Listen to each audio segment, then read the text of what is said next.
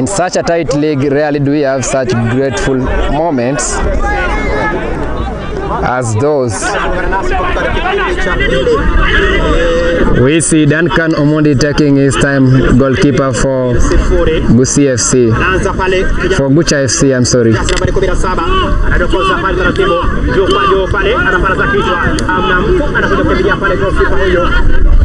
Anyaka bila shaka upande wa timu hii ni ya KISUMU BERETS. Anaanza pale rojo pale na kata mwamba Kevin. Leta katikati uwanja araza kichwa. Namna gani pale pembezoni. Bilia pale na kiligozi na duda 1 2 3 inatoka nje. Watakuja kurusha tena vijana hawa wa timu ni ya GUCHA. Ngoja nionyeshe kamera. Sasa tunaona kama mpira ndio kwa piro chipo cheka na ndio standby. Ukiona korea kuchaiga kwa standby ne.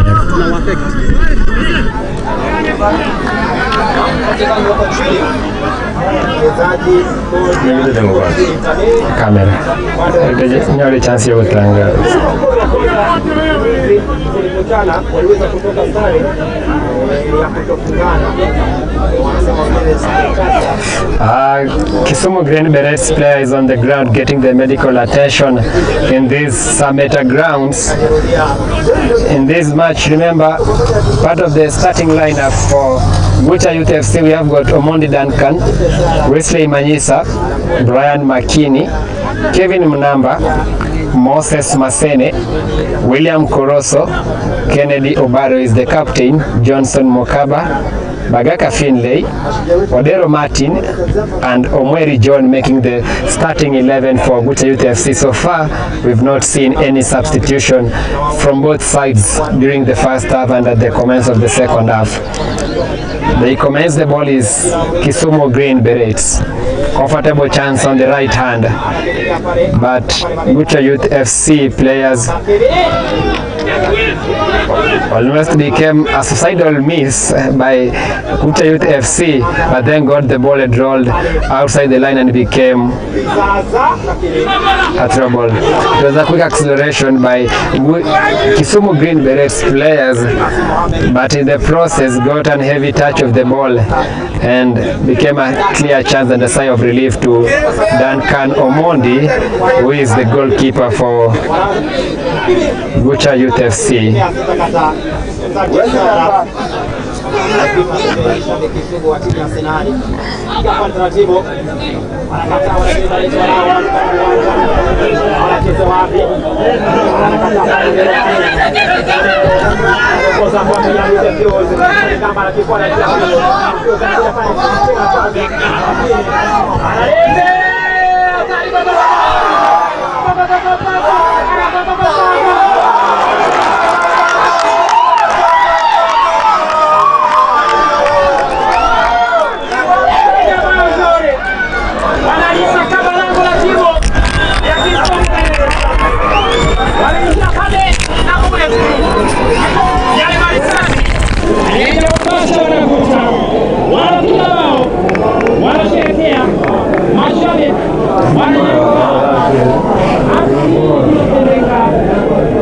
Huyu ni mwalimu zaidi ya mwalimu.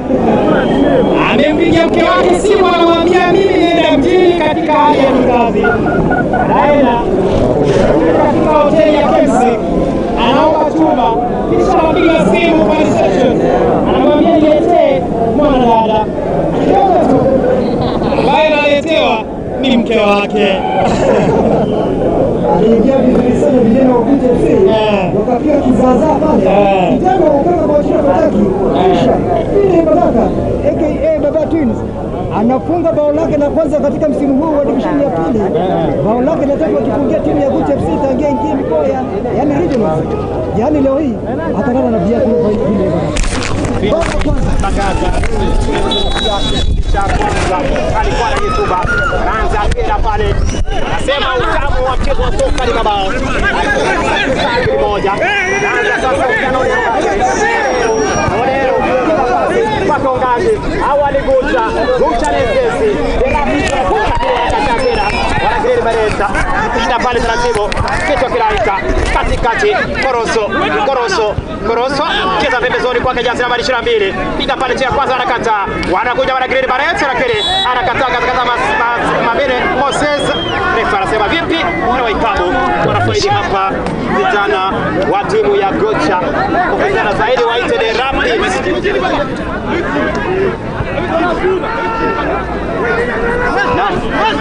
Anaanza pale. Anadokoza.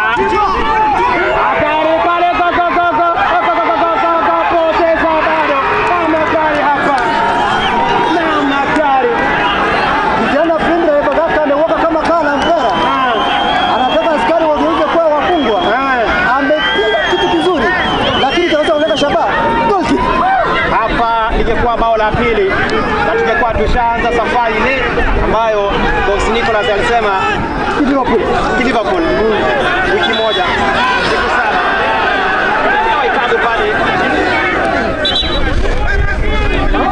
yule mwamuzi Kafara ana wachezaji anaitwa Monka Kafara kwa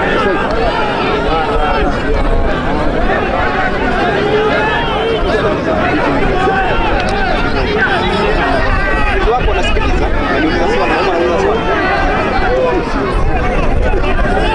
Asante sana pale wote ambao mnazidi wengi sana.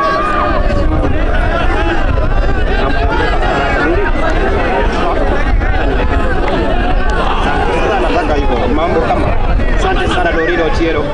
Kwa anaanza pale taratibu. Anakuwa kumbo kwenda chini. Na kwenda chini pale.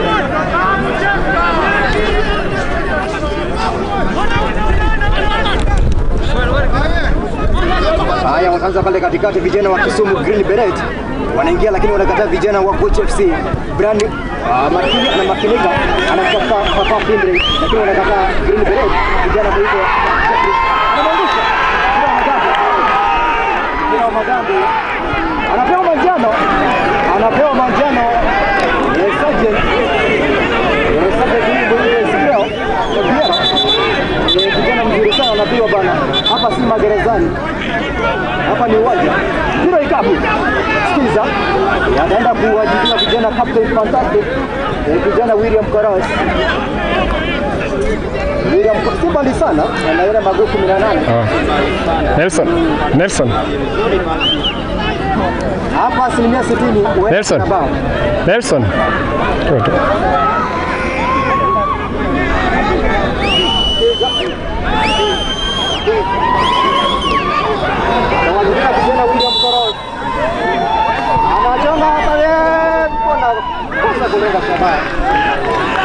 it was a clear chance for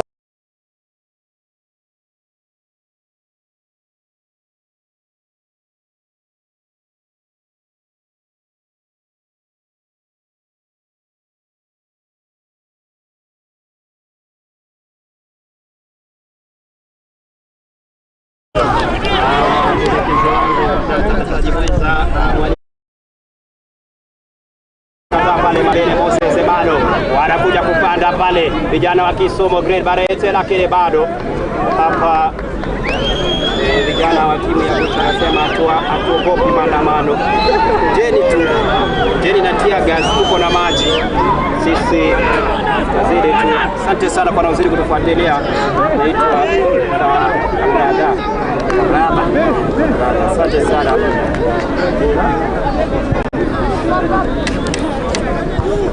Anaanza pale taratibu piga kichwa. Namna gani wanakataa katakata. Kimbilia pale lakini lango zile natoka nje kijana muite Koroso. Watakuja kuorosha wana Kisumu Green Berets. Wana Kisumu Green Berets pale wanaanza taratibu. Tuliza kwenye koti, piga kazi la kubari. Tuliza pale piga juu kwa juu. Piga kichwa piga mara kifua. Wanakuja pale vijana wa GUCHA lakini piga pote na pote. Wanatuliza. Anakuja kwanza. Anakimbia pale vijana vile bagaka. Lakini wanakataa The second half has been littered for GUCHA Youth FC, who are now using what Kisumu Green Berets did in the first half, using the left flank, and we've seen it bearing fruit so far when Finlay Bagaka took advantage of the confusion at the back line of Kisumu Green Berets to net home first for the hosts GUCHA Youth FC, who score first in this fixture, which is having the second time two teams are meeting some of the good teams we have in the FKF Division 2. They still trouble at the Kisumu Green Berets 18-yard box. They now begin right from the home side. GUCHA Youth FC pressed by the captain of that was Mwamba, and Kisumu Green Berets was quick to have a quick throw ball, but it's easily handled by the center backs of GUCHA Youth FC. Becomes a goal kick. Duncan Omondi will take a bite of his 6 seconds they are given before they can begin the ball, but tries to request for his desired ball to start this goal kick that is in favor of GUCHA Youth FC. Remember, this is the second half of this fixture, and so far we've something to talk about in the second half than we had in the first half, where GUCHA Youth FC, courtesy of Finlay Bagaka, jersey number 14, netted home first for the hosts. It's now a chance for GUCHA Youth. This is the right side. The left back clears it out. Becomes a throw ball for the hosts. We now see Kisumu Green Berets back almost all the players, in as much as we expect them to be more on playing the counter attacks and getting more chances, but they try to do what we call damage control in football.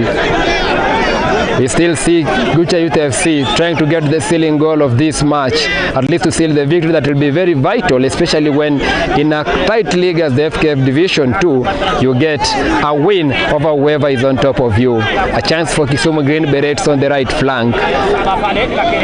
GUCHA Youth FC has the numbers, makes use of them and becomes a throw ball. A chance for Kisumu Green Berets. Will it be a long cross? Yes, it is.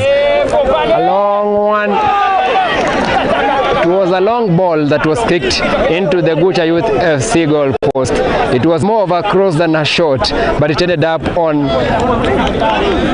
the metal bars of this goal post. It was a clear chance for Kisumu Green Berets, one of the chances they have been nearing to scoring in this match. They've been nearing to score in this match. Kisumu Green Berets trying to make the best of the midfield. GUCHA has the numbers at the back line. Still Kisumu Green Berets, the battle of the midfield. GUCHA Youth FC uses their numbers and has control of the ball. Then it's now Pius with the ball.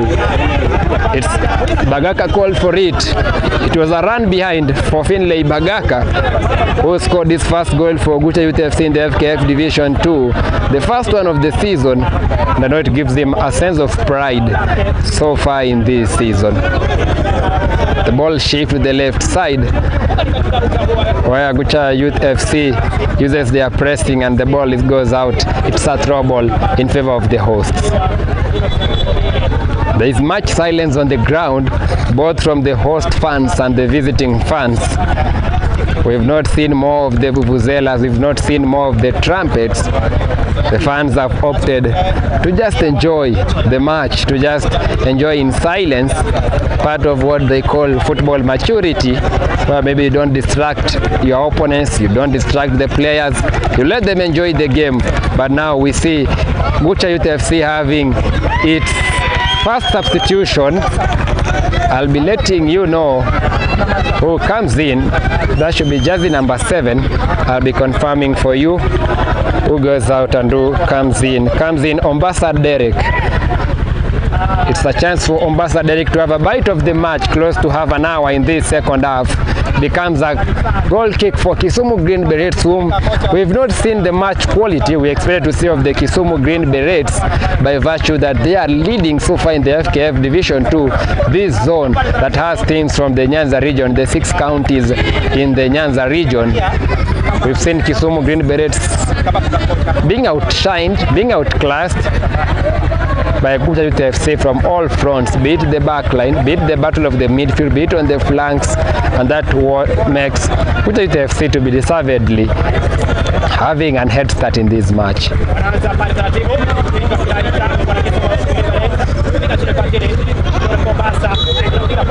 There was an high boot from Derek Ombasa, goes down Kisumu Green Berets. Player, the referee protects him, becomes a quick start by Kisumu Green Berets. They have the numbers at the back line, but they opt not to use them. Clears the ball forward, which will easily be taken care of by GUCHA Youth FC. We have now Pius. Pius gets a chance. There was a slight touch of the handball, but the linesman Alfred Matara could not see it. And if the referee have not seen it, it has not happened. That has always been the rule in football. Will be drawing the ball is Ongangi. It's the right back for the men in red. As a long throw that is easily taken by Kisumu Green Berets. They try to squeeze a through ball on the left hand side, but because of the offside trap that had been made by GUCHA Youth FC, they take a slow, and that is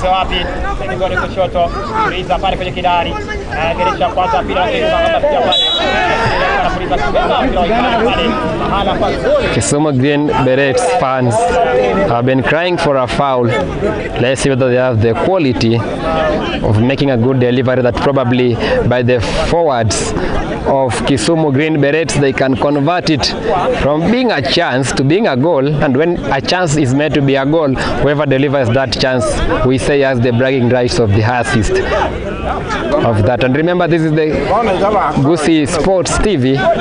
For such insights of sports, you can always rely on the Goosey Sports TV.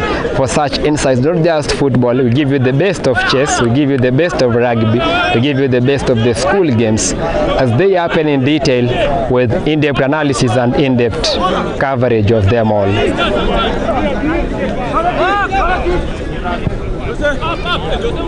A chance for Pius Abuki, who is easily Pius Abuki. It's Pius Abuki. A chance. No, that's not how you convert a. We continue seeing class from GUCHA Youth FC, be it left, be it right, be it center. It was some laxity by GUCHA Youth FC. Laxity from the Kisumu Green Berets, the soldiers. They were outclassed left, right, and center.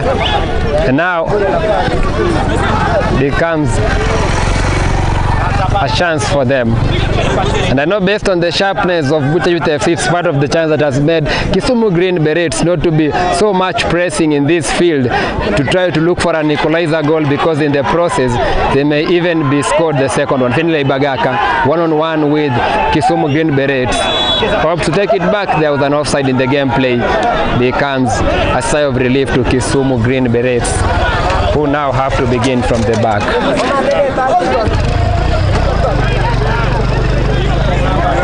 I know it's a moment of pride for all the GUCHA Youth fans who are present in this field, seeing their team showing class left, right, and center. And I believe the best justice GUCHA Youth FC can do is to net more than one goal at least, to have good moments. To talk about Ongangi, kicks it back to the center backs. It will be a pass that didn't go as he desired, but thank God Obare, part of the good players in this team, quickly narrows the gap and converts what was to be a miss pass from GUCHA Youth FC to still remain a chance for them. Kisumu Green Berets is cornered on its left hand side. We're yet to see quality from Kisumu Green Berets. Really see a moment of brilliance from Kisumu Green Berets to equalize the goal. All that, it's a matter of time which Ongangi quickly kicks the ball out to become a throw ball for Kisumu Green Berets. And whenever we get such throw balls, it's a chance for the home team to reorganize itself, unlike when you are outclassed by the numbers of the opposing team. There was an infringement on a Kisumu Green Berets players, becomes a free kick. A long ball that does not go as to what he desired, but they still have position. That is the Kisumu Green Berets. It's on the right flank. They were not clinical. Becomes a chance for GUCHA FC to redeem itself and win a foul, which occurred at the eyesight of the linesman. Equally part of what the fans and the players are enjoying is the warm atmosphere here at Sameta grounds. We know the Kisii region has always been with rain that have even been beginning as early as the afternoon, but today the skies have been held barren so far for fans to enjoy this game. It will be Ongangi. Ongangi has the support of Pius. He takes it, but it's a mispass which is quickly maximized. It's a chance for Kisumu Green Berets. They have been slow in the build-up. They are easily outclassed. Finlay Baka calling for the ball on the left flank. It's a chance for Derek Ombasa. He's a new player who just entered in the second half. Good dribble. Finlay Bagaka. It's an offside. It's an offside. The fans said it was something special. Shouldn't have been an offside, but the referee said as per the rules I have, it's an offside, and it's a chance for Kisumu Green Berets to recreate a chance. A throw ball still from the Kisumu Green Berets. Kisumu Green Berets has been slow in reaction because it's a ball for them, but we can see more than 3/4 of the players are still on their half side, and one may feel like they are more of damage control in this game than trying to equalize and show their class, which may be a dismay to their fans at Kisumu, who really expected their team to bring their shooting boots into this match.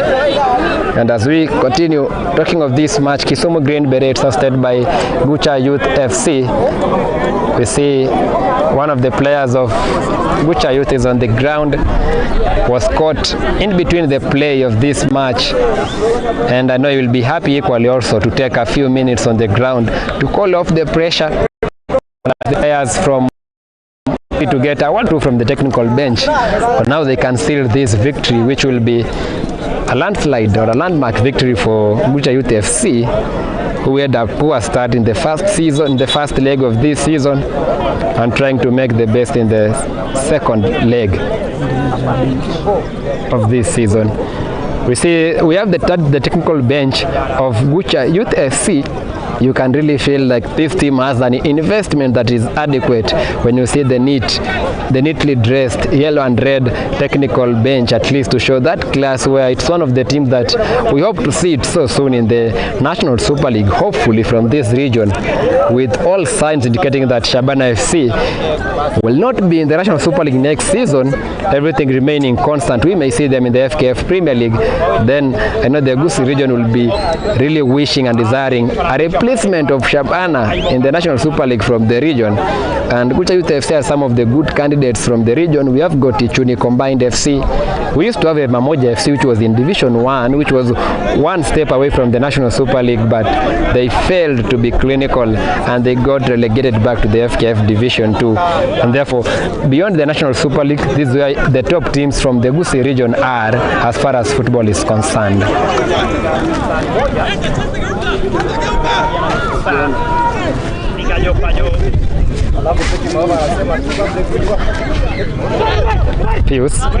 Pius trying to check Ongangi, who knows his off position and could not allow that ball to be released because he could have been gotten off guard.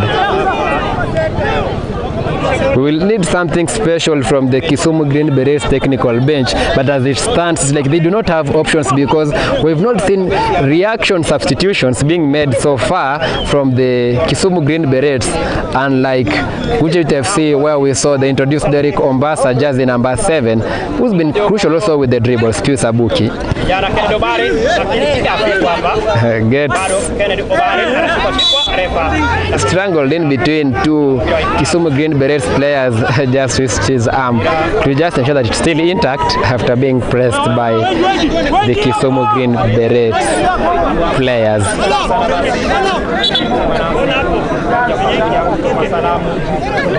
It's the center back who will be beginning this ball. They'll prefer to have a long ball to the left flank. Yes, it's taken to the left flank. We're seeing the likes of Finlay Baka trying to press there, but Kisumu Green Berets have the ball. They have the numbers in the midfield. Do they have the concentration? Yes, they have.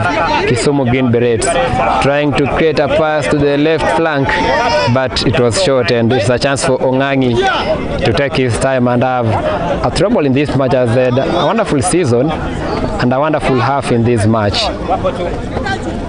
Hopes to trust Pius Abuki for the ball, who clearly wins the ball, but it becomes a trouble still, which Ongangi will still press it forward. He's worn a jersey for the left backs, but he's a right back, and in football it's accepted.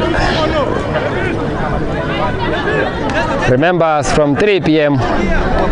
we'll be having a match at Camp Toyoyo, whereby Naivas FC will be welcoming, aside from the Gusii region, the Gusii FC, who we saw them still have a crucial win as they entertained Muatate United to a 2-1 victory. It's a chance for Kisumu Green Berets to create something special. But the decision making by Kisumu Green Berets is wanting in terms of the players picked for the through balls.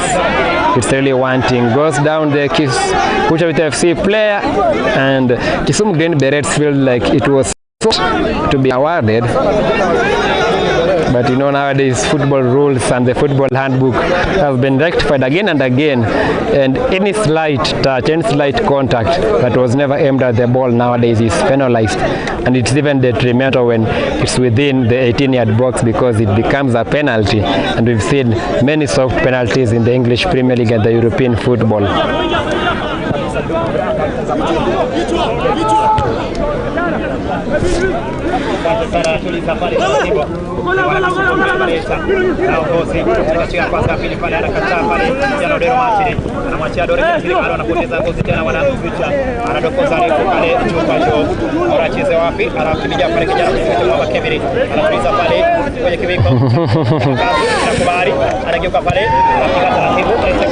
The centre back opted to show his class by having a comfortable dribble despite being pressed by a Kisumu Green Berets player at his shadow, but still they say class is permanent.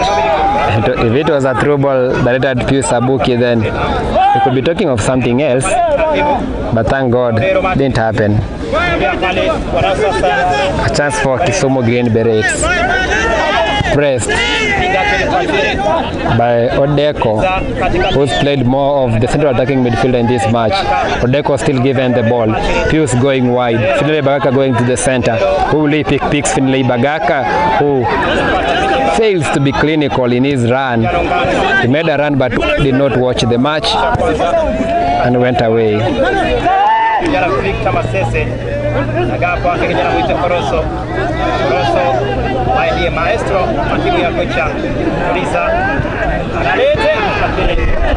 Lore Kombasa was just waiting for a mistake from the center backs of Kisumu Green Berets to punish that mistake, which didn't happen. Thank God. A chance for Kisumu Green Berets.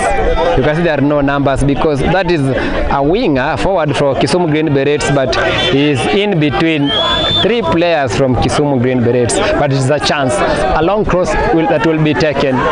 It was a very hard one. It was a very hard shot that was taken and just landed on the stomach of that centre back. Or at least as a sigh of relief that the game was stopped, for him to regain the energy to bounce forward to now give chance for Kisumu Green Berets now to have the trouble of the match for the referee ascertaining that the player was still at the right state. It's like we're seeing some switches because now Finlay Bagaka has gone wide to the right. It means we will see Pius going slightly behind, at least now to protect this victory. Because regardless of how you play, the final whistle is what gives the summary of that match, how it was.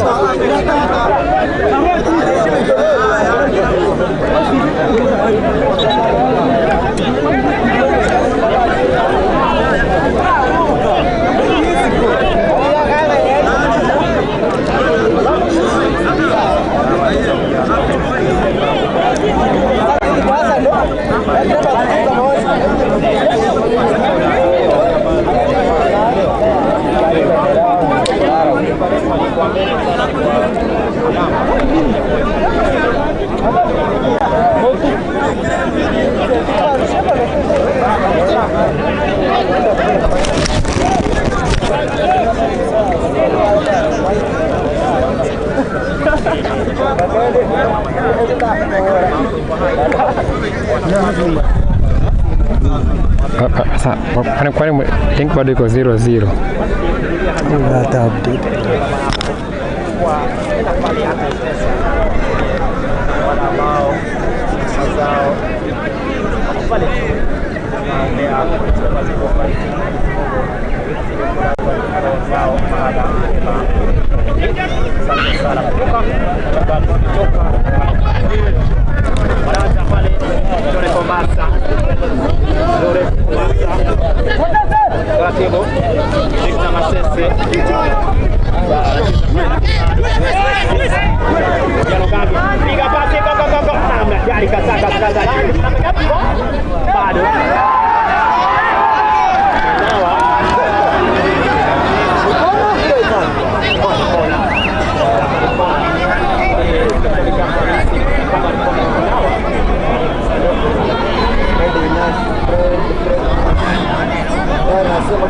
It's a corner kick for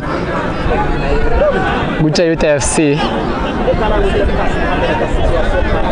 Fans are in their numbers in this fixture.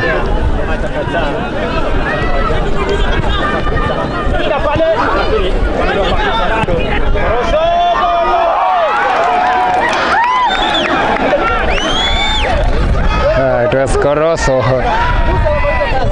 There was still some lack of seriousness from KISUMU Green Berets backline, and in the process, Coroso opted for a slight flick on the head that still caught the KISUMU Green Berets goalkeeper, Keen, who just had a quick reflex to turn that half chance from being a goal.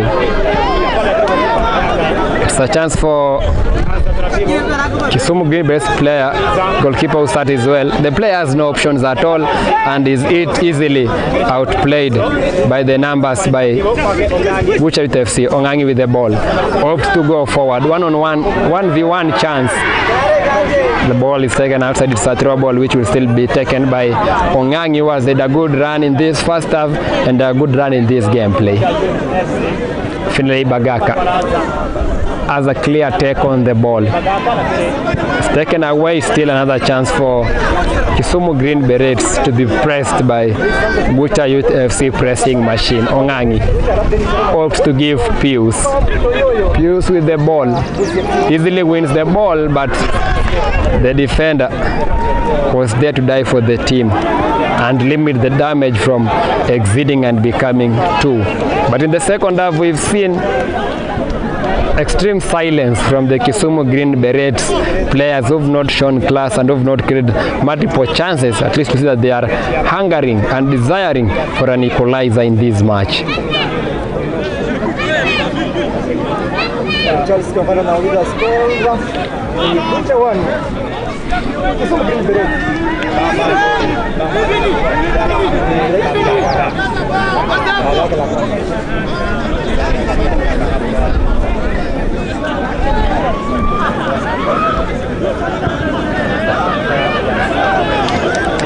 They just kicked the goal kick outside despite being outside pressure. But of course there can be disappointment from the goalkeeper, especially when your players do not seem to be desiring for an equalizing goal, because it makes the goalkeeper to be sure that it will be difficult for his side to bounce back in this match. But they say football is a game of moments. One single moment of madness can make this game to end in a draw, or even the guests having a win, but so far very unlikely.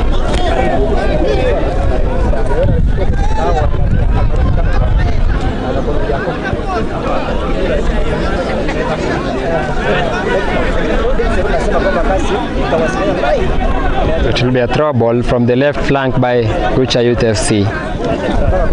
They've limited the numbers in front, at least not to be caught off guard in this match. Tries to make a long cross on the ball, that Derek Ombasa could not have his eye on the ball, and on the run it comes a quick start for Kisumu Green Berets.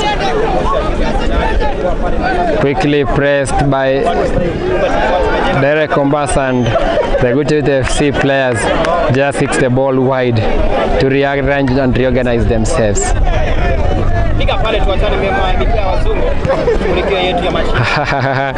They were pressed. That was the GUCHA Youth FC, and in the process they tried to kick the ball out to now give a chance, which will be maybe one of the best chances now for Kisumu Green Berets, at least to send their men forward, because otherwise they've not been sending their men forward. They send them in numbers, leaving behind only 4 players, to mean that the 7 of them are in the 18-yard box. They have the numbers, but it's a poor delivery from the corner kick, gives chance for GUCHA FC to reorganize itself. Remember, we're now counting less than quarter of an hour for this game for us to say goodbye. But if it remains this way, then Kisumu Green Berets will have one of the painful memories from these grounds, because it will question their lead in the FKF Division 2, as teams that are on the second, third position will now narrow the gap and press them. Teams like Ichuni Combined FC, we've got this GUCHA Youth FC, we have White Hat FC, who are still in this same zone of play.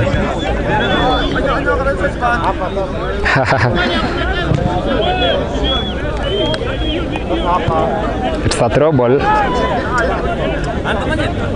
for GUCHA Youth FC. Otherwise, we could have expected Kisumu Green Berets to press them at that corner, but we don't see any signs of it, and they have all the options of where to throw the ball to, but they opt to force it along the line.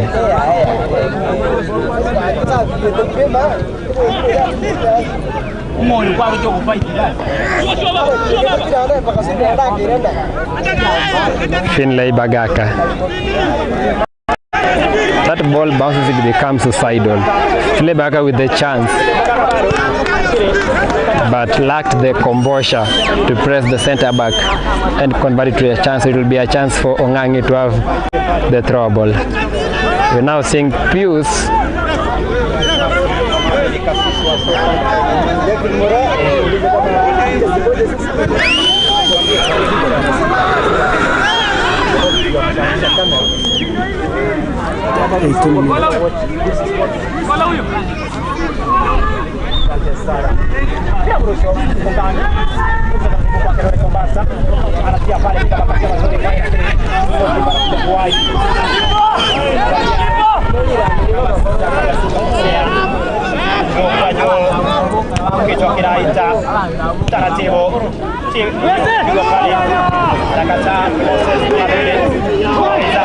it's a chance.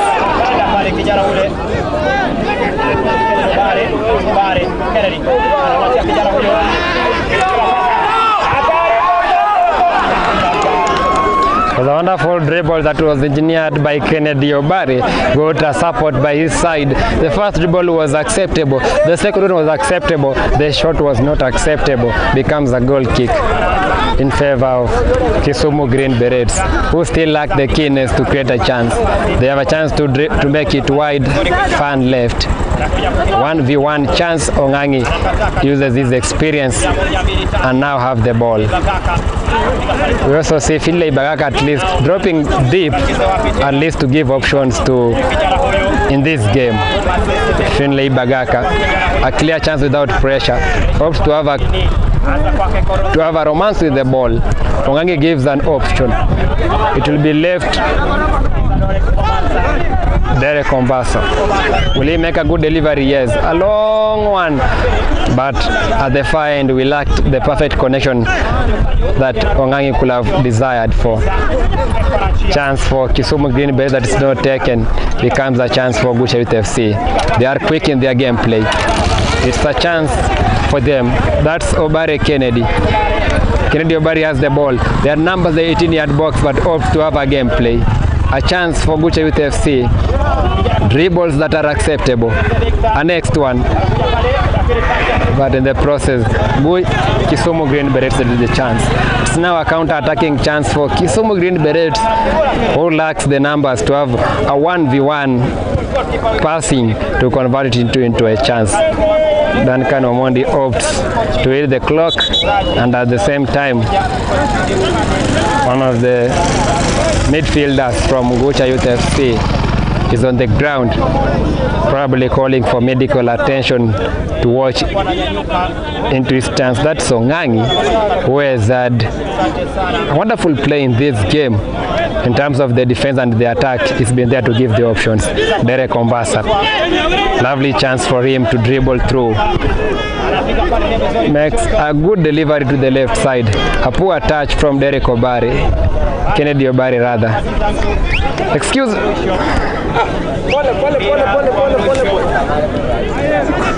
Na inifikie.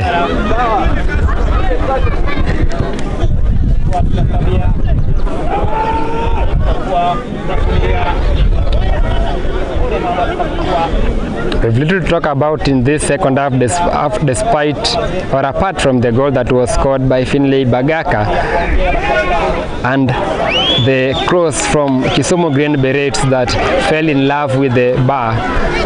We've really had not so much to talk about in this second half. But remember, this is the Goosey Sports TV. But we are on your side to give you the minute-by-minute updates of the sporting events in the Nyanza region. It will be a corner kick that will be delivered by Derek Ombasa. Some of the fresh blood that came in the second half. GUCHA has close to 7 players in the 18-yard box. Do they have the height and the positioning? Let's see.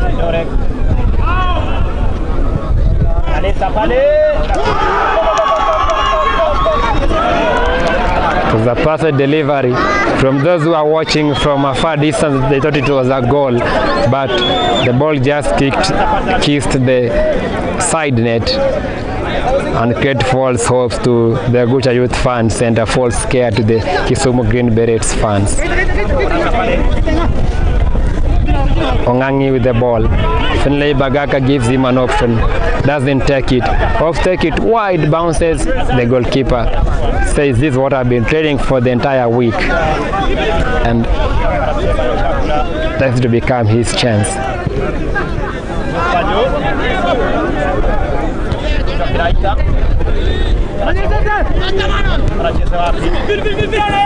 Finlay Bagaka.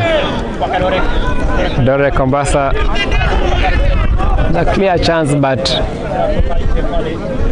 the ball has been well shielded out to be a goal kick for KISUMU Green Berets. We've been waiting for a reaction from KISUMU Green Berets, and this is one of the reactions that have been technical, that are being made, whereby now KISUMU Green Berets have had their substitution, who will play for less than a quarter an hour. Excuse.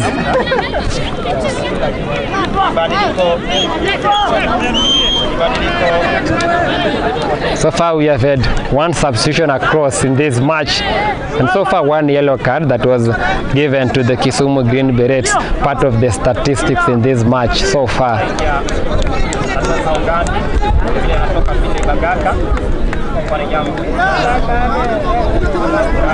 The goal scorer is given a chance to have his rest as GUCHA Youth FC introduced 2 new fresh blood in this match. Presumably, they'll play more of the defensive roles than attack, and beyond that, exposure to the team equally.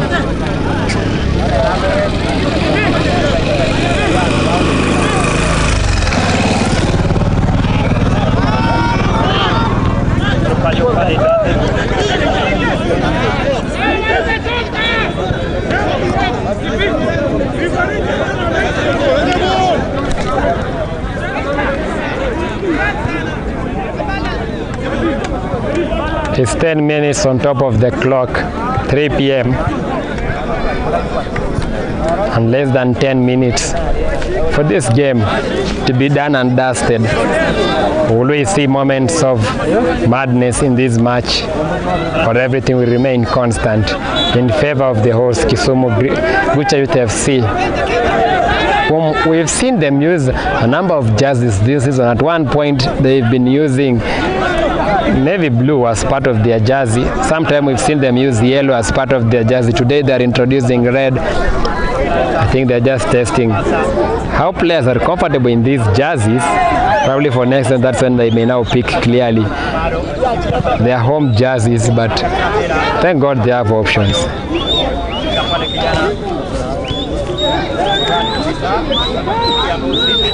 Kennedy Obare.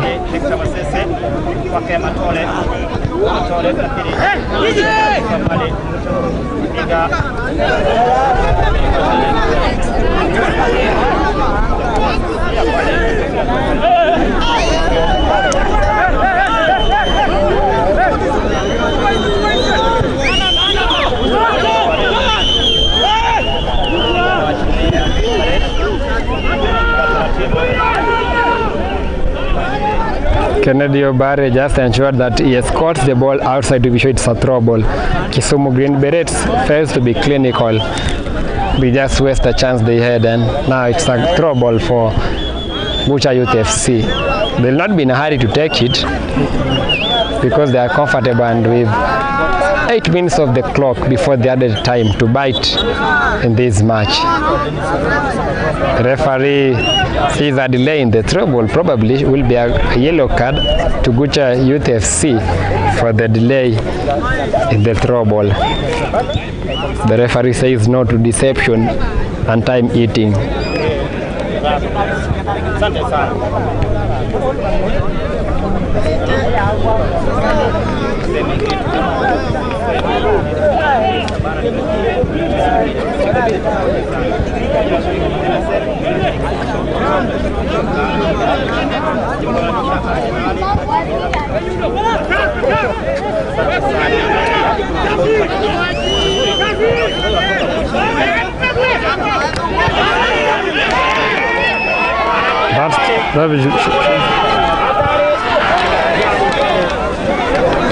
You should have opted to be clinical instead of just banging into the Kisumu Green Berets defense line and just shooting. If he had gone for Kombosha, then it could have been a goal. If he had a dribble that is equivalent to the likes of Jadon Sancho and Anthony, then we could be talking of something else.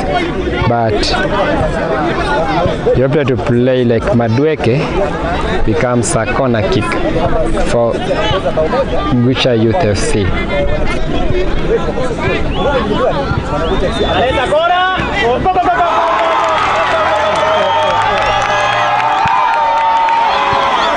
It was a blunder from the Kisumu Green Berets goalkeeper.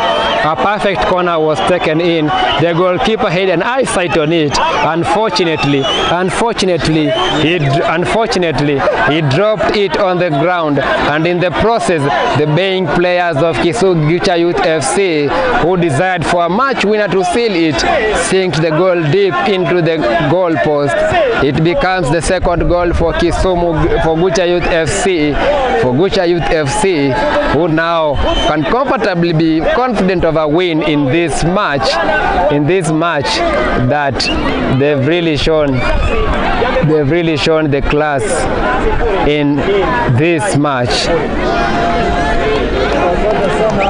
This will be a strong statement from the GUCHA Youth FC as far as the FKF Division 2 is concerned, as they take advantage and humble the league leaders so far, the Kisumu Green Berets. Truth be told, they have been outclassed in today's match in all fronts. We've seen lack of possession from Kisumu Green Berets.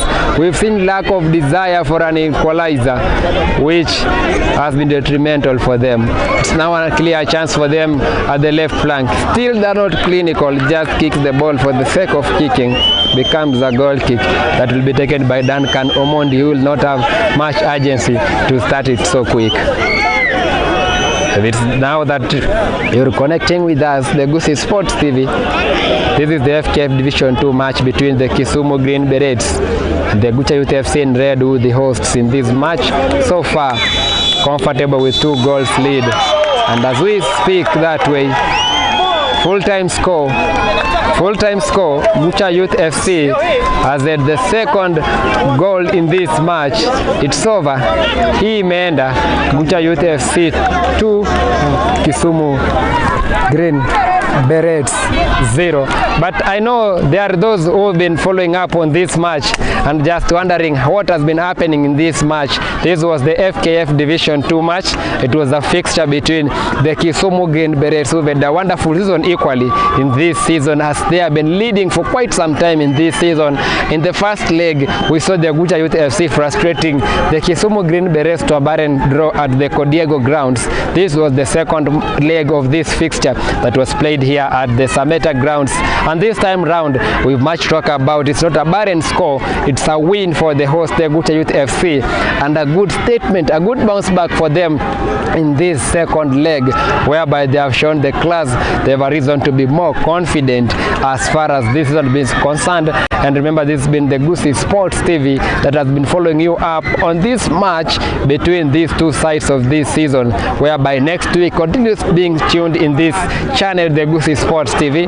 We'll keep updating you on the sporting events across the Nyanza region, be it football, across the different leagues, be it the women's soccer, be it netball, be it badminton, be it hockey, be it rugby. We'll always ensure that we give you all those insights. And all that time, my name has always been Demon Steven, Captain 001, giving you all these insights. And remember, if you've not subscribed to this channel, just ensure that you have subscribed to keep getting this juicy content as far as sports is concerned.